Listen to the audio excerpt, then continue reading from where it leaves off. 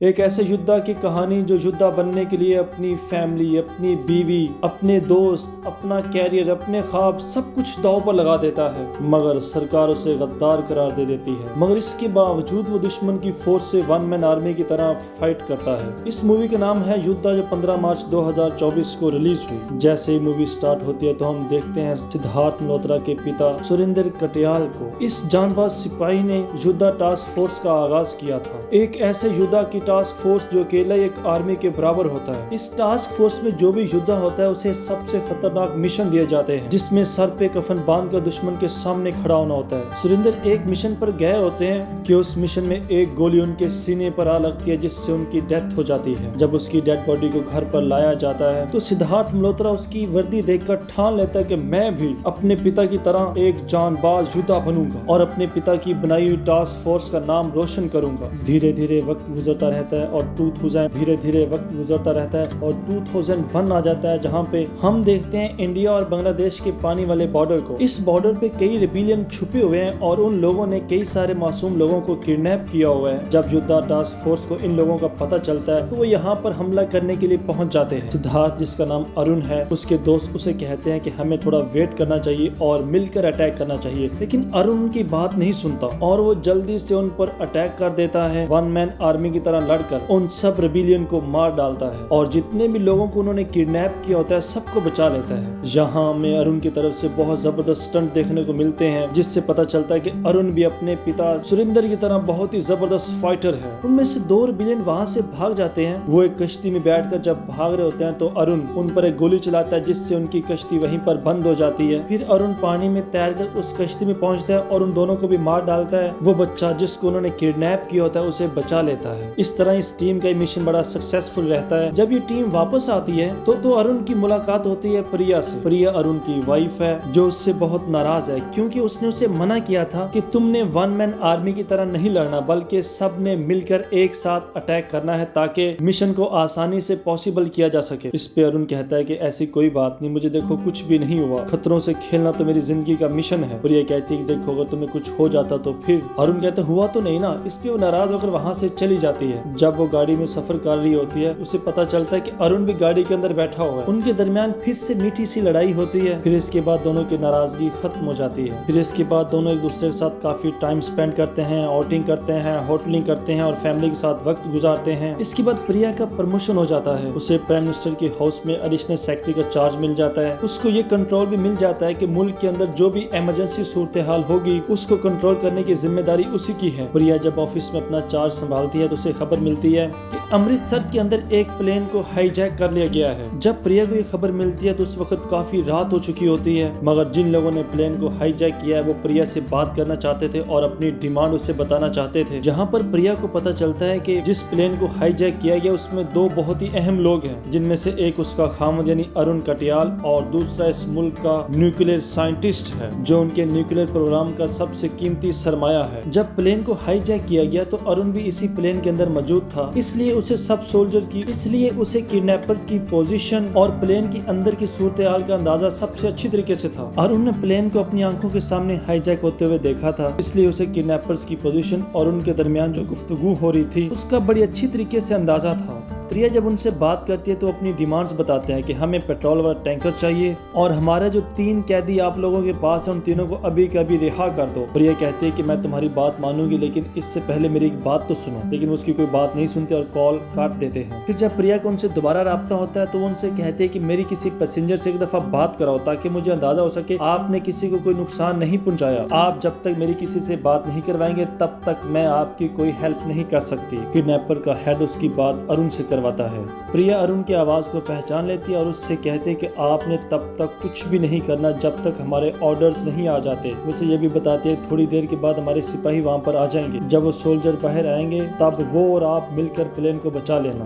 लेकिन अरुण उससे कहता है कि हाँ प्लेन के अंदर सब कुछ ठीक है, और साथ ही ये भी कह देता है कि आप लोग शायद ताखीर कर दें जिसकी वजह से मौका हाथ से निकल सकता है। फिर प्रिया उस किडनैपर से कहती है कि देखो हमें थोड़ा और वक्त दो, क्योंकि हमें नहीं मालूम आपके तीनों कैदी किस जेल में कैद हैं। उन्हें ढूंढने में फिर उन्हें छुड़वाने में कुछ टाइम लग जाएगा। लेकिन वो किडनैपर कहते हैं कि हमारे पास ज्यादा वक्त नहीं है, तुम्हें जल्द से जल्द उनको रिहा करना होगा। उन किडनैपर्स को अभी तक नहीं पता कि इस प्लेन में एक न्यूक्लियर साइंटिस्ट भी है, क्योंकि अगर उन्हें पता चल गया तो वो इसके जरिए और भी ज्यादा ब्लैकमेल करेंगे। इसलिए अब अरुण के जिम्मे दो काम हैं, एक तो इस पैसेंजर के अंदर जो 120 मुसाफिर बैठे हैं उनको बचाना, और फिर उस साइंटिस्ट की हकीकत उनसे छुपाना। मगर थोड़ी देर के बाद उन किडनैपर्स को पता चल जाता है कि ये इंडिया का न्यूक्लियर साइंटिस्ट है। इसके बाद अरुण को उनसे फाइट करना ही पड़ जाती है। अरुण और उन किडनैपर्स के दरमियान बड़ी जबरदस्त फाइट सीन होते हैं। अरुण बड़े जबरदस्त अंदाज से उनसे फाइट करता है और उनमें से कई लोगों को मार डालता है। फिर वो जहाज का बेस वाला दरवाजा खोलकर पैसेंजर्स को नीचे भेज देता है और उस साइंटिस्ट को भी नीचे भेज देता है, जहां से वो उन्हें आसानी से निकाल सकता था।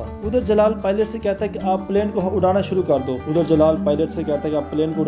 दो। अरुण अपने मकसद में कामयाब होने ही वाला होता है। वो साइंटिस्ट को बाहर निकालने वाला होता है कि जलाल उसे धक्का दे देता है, जिसकी वजह से अरुण प्लेन से नीचे गिर जाता है और प्लेन हवा में उड़ जाता है। इस तरह अरुण का ये मिशन फ्लॉप हो जाता है। अब अरुण प्लेन के पीछे भागता है, लेकिन प्लेन तो हवा में अपनी उड़ान भर चुका है और उसकी पहुंच से बाहर है। इसके बाद सरकार उन किडनैपर्स की डिमांड को एक्सेप्ट कर लेती है और उन तीनों कैदियों को रिहा कर देती है। मगर इसके बदले में वो सब पैसेंजर्स को आज़ाद तो कर देते हैं, लेकिन उस साइंटिस्ट को जान से मार डालते हैं। इसके बाद युद्धा टास्क फोर्स पर ब्लेम आता है कि हमने ये फोर्स बिल्कुल बेकार में बना दी थी। एक तो हमारे ये ऑर्डर्स फॉलो नहीं करती, और दूसरा इनकी अपनी मन मर्जी की वजह से मिशन भी फ्लॉप हो जाते हैं। जब इस टास्क फोर्स की इंक्वायरी होती है तो ये टास्क फोर्स दोषी साबित होती है। इसके बाद इस यूनिट को बंद कर दिया जाता है और इसमें जितने भी योद्धा होते हैं उन सबको सस्पेंड कर दिया जाता है। युद्धा टास्क फोर्स जिसको अरुण के पिता ने शुरू किया था, और आज ये फोर्स अरुण की वजह से बंद हो रही थी।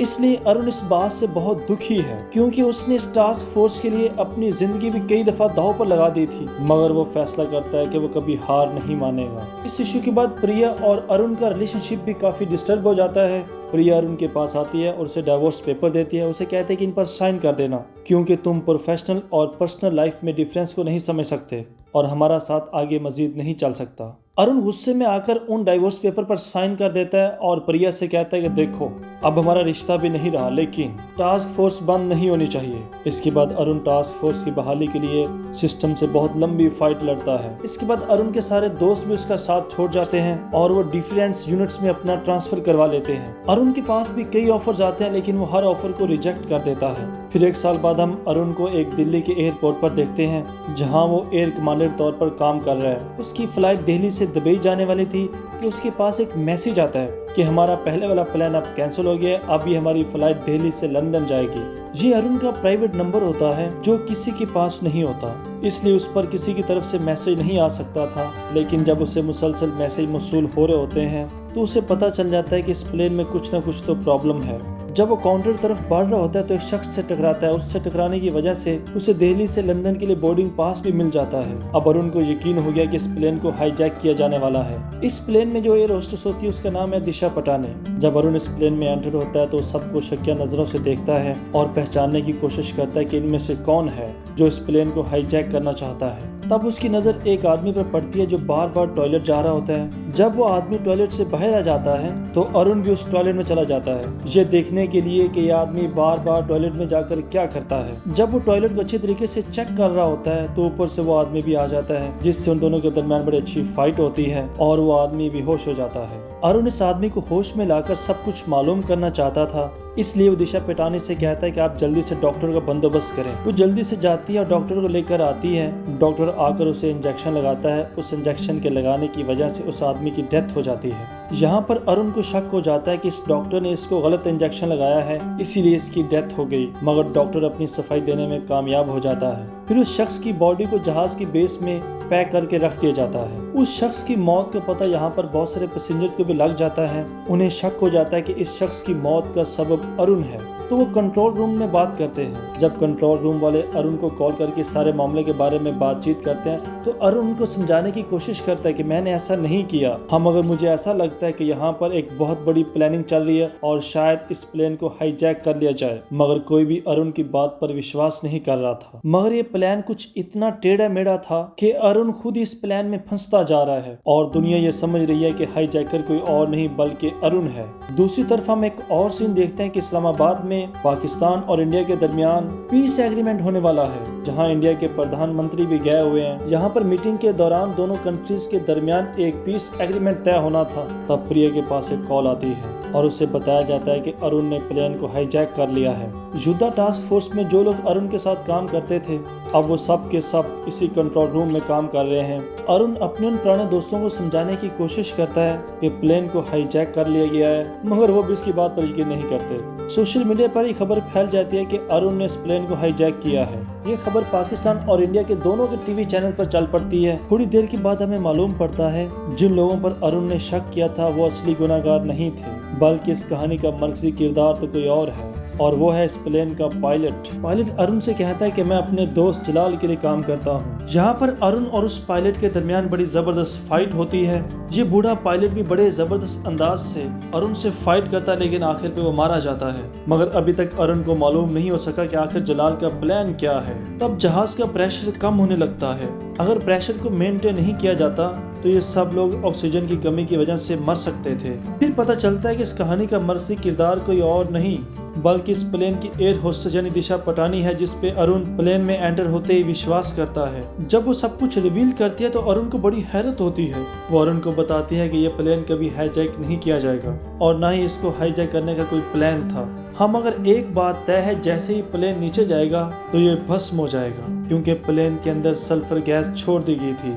इस प्लेन में कई सिलेंडर रखे गए थे जिनके अंदर सल्फर गैस भरी हुई थी, इसलिए जैसे ही प्लेन जमीन से टकराएगा तो ये ब्लास्ट हो जाएगा। यहाँ पर प्लान ये था कि जहाँ पर इंडिया और पाकिस्तान के दरमियान पीस एग्रीमेंट हो रहा होता है वहीं ले जाकर इस प्लेन को ब्लास्ट किया जाए और दुनिया को ये दिखाया जाए कि इस प्लेन को हाईजैक करने वाला कोई और नहीं बल्कि इंडिया का सोल्जर है। इस तरह सारा ब्लेम इंडिया पर जाएगा और पाकिस्तान और इंडिया के दरमियान एग्रीमेंट नहीं हो पाएगा। उधर पाकिस्तान की आर्मी को इस बात का पता चल जाता है कि इस प्लेन का हाईजैक किया जाना सिर्फ एक साजिश है, तो वो पाकिस्तान के प्रधानमंत्री को सेफ्टी के लिए मस्जिद में भेज देते हैं। अब अरुण इस प्लेन को बचाने के लिए एयर होस्टेस पर अटैक करता है। उनके दरमियान मुख्तसर सी फाइट होती है और वो उसे मार डालता है। अब अरुण को सारा प्लान समझ में आता है। उसे पता चल जाता है कि इस प्लेन का टारगेट जिस बिल्डिंग में पीस एग्रीमेंट हो रहा होता है वो नहीं बल्कि वो मस्जिद है जहाँ पर पाकिस्तान का प्रधानमंत्री इस वक्त सेफ्टी के तौर पर बैठा हुआ है। वहाँ न सिर्फ पाकिस्तान का प्रधानमंत्री है बल्कि उसके साथ हजारों लोग भी हैं। अगर वो सब लोग मारे गए तो उसका ब्लेम आएगा सीधा इंडिया के ऊपर, जिसकी वजह से पाकिस्तान और इंडिया के दरमियान कभी भी पीस एग्रीमेंट नहीं हो सकता और शायद इसी बात पे पाकिस्तान और इंडिया के दरमियान जंग भी छिड़ जाए। अब अरुण और एक लड़की तानिया जो इस प्लेन में इंटर्नशिप पे काम कर रही थी, ये दोनों चाहते हैं प्लेन को लैंड कर लिया जाए, लेकिन प्लेन को लैंड करने से प्लेन फौरन ही ब्लास्ट हो जाता, इसलिए प्लेन को लैंड भी नहीं कर सकते थे। सल्फर गैस को खत्म करने के लिए अरुण प्लेन के अंदर जो पानी का टैंक होता है उसे खोल देता है। इस तरह सल्फर का सारा असर बिल्कुल खत्म हो जाता है। अब प्लेन तानिया के कंट्रोल में था। वो इसको मस्जिद में लैंड करने के बजाय जिन्ना हॉल में लैंड करती है, जहाँ पर अभी भी इंडिया के प्रधानमंत्री हैं और इसी हॉल में जलाल के बहुत सारे लोग भी मौजूद हैं जो हमला करके पाकिस्तान के सोल्जरों को मारना शुरू कर देते हैं, क्योंकि उनका असल टारगेट तो इंडिया के प्राइम मिनिस्टर होते हैं। अब प्लेन के टायर नहीं खुलते। टायर न खुलने की वजह से प्लेन जैसे ही लैंड होता तो क्रैश हो जाता। इन टायर्स को खोलने के लिए अरुण बड़ी कोशिश करता है। उसकी काफी ज्यादा कोशिश के बाद प्लेन के टायर्स खुल जाते हैं और प्लेन सही सलामत लैंड हो जाता है। उधर जिना हॉल में जलाल प्रधानमंत्री और प्रिया को अपने कंट्रोल में कर लेता है। जब अरुण प्लेन से बाहर निकलने की कोशिश करता है तो जलाल की आर्मी के लोग उस पर अटैक कर देते हैं। अरुण उनसे मुकाबला करके प्लेन से बाहर आ जाता है। फिर पाकिस्तानी सोल्जर से मिलकर जलाल का मुकाबला करता है। वो उन सोल्जर से लड़ते लड़ते जिना हॉल में पहुंच जाता है, जहां पर जलाल के और भी बहुत सारे लोग मौजूद थे। अरुण उन सबको एक एक करके मार डालता है। फिर उसकी मुलाकात होती है जलाल से। यहाँ पर जलाल और अरुण के दरमियान बड़ी जबरदस्त फाइट होती है। इस फाइट में आखिर पे जलाल मारा जाता है और इस तरह अरुण सबको बचा लेता है। आखिर पे हमें पता चलता है कि अरुण और प्रिया के दरमियान डाइवोर्स अभी नहीं हुआ था, क्योंकि उस पे सिर्फ अरुण ने साइन किए थे प्रिया ने अभी तक साइन नहीं किए थे। इसलिए इस घटना के बाद उनके दरमियान दोबारा से सुलह हो जाती है। इस सक्सेसफुल मिशन के बाद युद्धा की टास्क फोर्स की फिर से बहाली कर दी जाती है। यहाँ पर ये मूवी खत्म हो जाती है। आपको ये मूवी कैसी लगी? वीडियो को लाइक करके, कमेंट करके अपनी राय से जरूर आगाह कीजिएगा। वीडियो देखने के लिए आप सबका बहुत ज्यादा शुक्रिया।